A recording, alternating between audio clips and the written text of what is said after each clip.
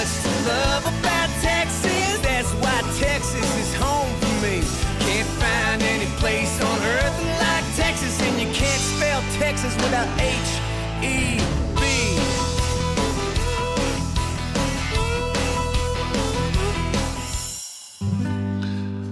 Foster and Lloyd reunited in December of 2010 with their first recording session in 20 years for the project It's Already Tomorrow. It's a really good one, folks. Well, here's the story behind the reunion.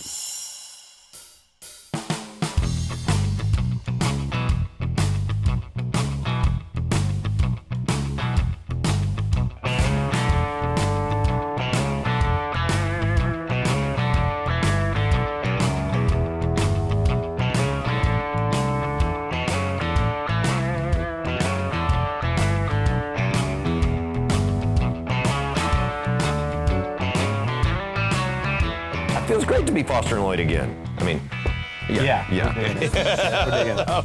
There's a delight and a punk edge that we've always had that, you know, was just about having a really great time on stage, and we've been able to do that. Well, you never seem to notice that no matter what I do, when everybody in town knows I'm crazy over you. You know, the first reason that we really, I think, started thinking about making a record again was back to songwriting, which was, you know, how we got started as a pair of writers who ended up becoming a band, because we could sense that there was some, and other people were cutting our songs, you know, there was sort of some magic there. And so we were doing a benefit for the Americana Music Association. And we ended up putting together a band because Bill had been out with Cheap Trick whenever they do their Sgt. Pepper thing. And so Tom Peterson from Cheap Trick said, oh my gosh, I want to play, you know, bass that night. And my drummer is really good friends with him. And so it made sense to just, those guys could be the combo with us. And we'd written a couple songs specifically for that night too, just to do that. And it came off so swimmingly that we really started going, well, let's write some more. And at the end of about a month, we knew that, you know, we were going to go in and make a record. We kind of overwrote. You know, we had about 20 songs and whittled that down to about 13 for the record. And we cut in two different sections, one last spring and then one in the wintertime later in December. We thought we were going to make a 10-sided record, so we cut 13 songs, and then when we played them for our managers, because you can't leave those things off of there. Yeah. They're too good.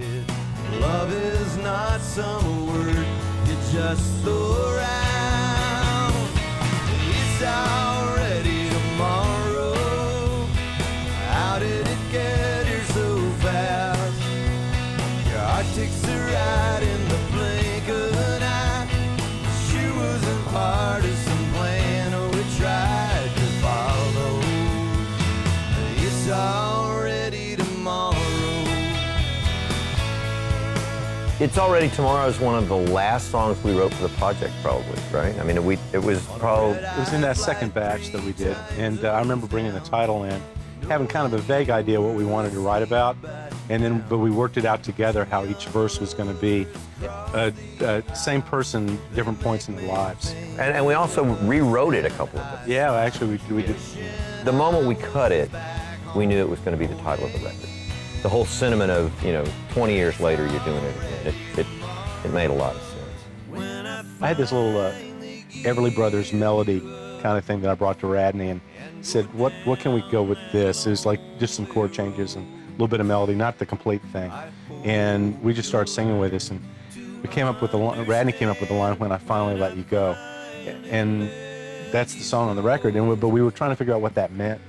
And we kind of hemmed and hawed around it for a while. It took a while to figure out where it went. And in the end, it ended up being a song about a father giving his daughter away, When I Finally Let You Go. It was the last song we cut for the record, and our friend Gary Talent from Bruce Springsteen's E Street Band came and played nylon string bass on it. And it's really stripped down, and I think it really shows, you know, sort of some of the magic that happens when we sing harmony together.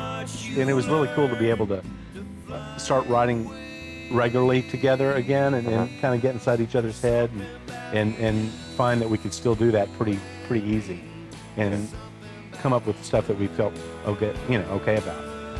I feel more than okay about it. Yeah, good about it. I promise you won't have to wait another 20 years for another Foster and Lloyd record. I think in the modern world, doing this independently, we're able to do whatever we want to. And there doesn't seem to be any reason to me that we can't do Radney Foster records, Bill Lloyd records, and Foster and Lloyd records. When I'm saying I love you, I'm saying something about forever. Now keep it right here, y'all. Our Texas Legend feature on rock and roll icon Buddy Holly is up next. So stay with us.